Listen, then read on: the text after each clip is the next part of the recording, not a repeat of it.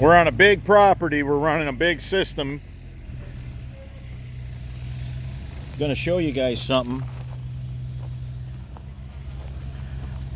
So there's a storm drain that the homeowner didn't even know was here. Check it out.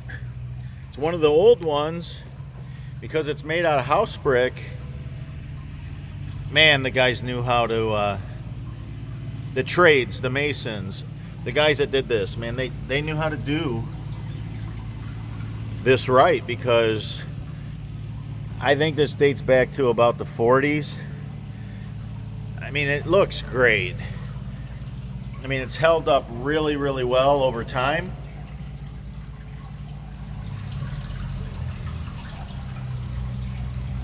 Now, is it possible that there was some recent work done to it that I don't know about? Absolutely. But the fact that that storm drain catch basin is built out of house brick, that's pretty amazing. Okay, so we're gonna make this a dry creek bed, but we are gonna run a pipe, corn tap, like we always do. And we're gonna be careful because it is house brick. It's gonna be a little different animal. We're gonna definitely use hydraulic concrete. That's a sump line. We're going under it. It's not my responsibility. I'm not contracted. I'm not here for that. So it is what it is. As deep as that basin is, it could be ran under the frost. But again, unfortunately, it takes a lot of money for this operation to pull up and do stuff. So I can't just throw something on like that for free. I mean, unless I'm working for a church or something, you know, we do charity work.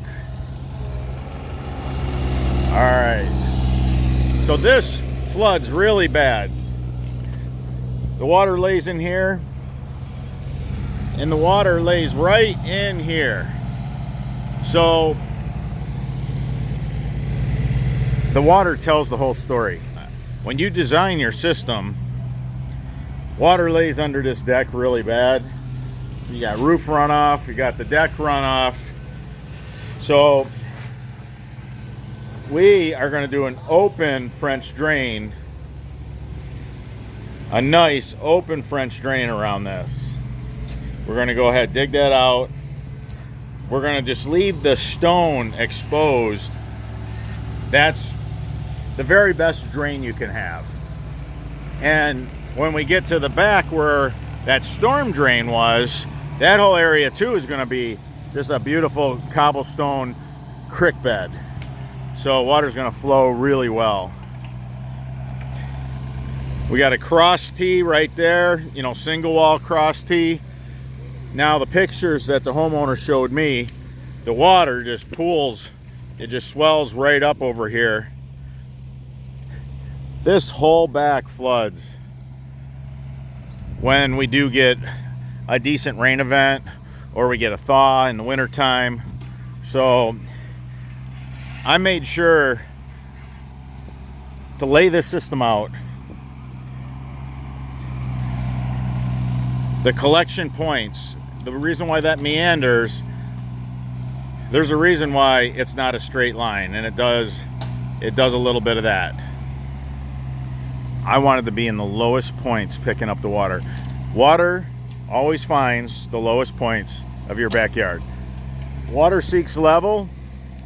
He showed me where the water would end up, so I know at what elevation. It'll never ever be a problem. He won't have water in some of these areas because we're going to be picking it up in these low points. When water's allowed to swell up and flood a yard because there's no discharge, there's no system, some of the areas that you get water in, it's higher ground. But as the level gets higher, it engulfs more of your yard. Keep that in mind. So there was no need to go on and add more to this drain system. Now overall, this is 250 feet. So, you know, the guys, God, this has been a number we've been on. It seems like every backyard for the last few days, you know, 250 feet, 250 feet. But we'll bang this out and we'll move on to the next job. But I just wanted to share that with you. We're in the low point. It's like a cross, shape of a cross, and we're gonna grab all that water. All right, everybody, until the next video.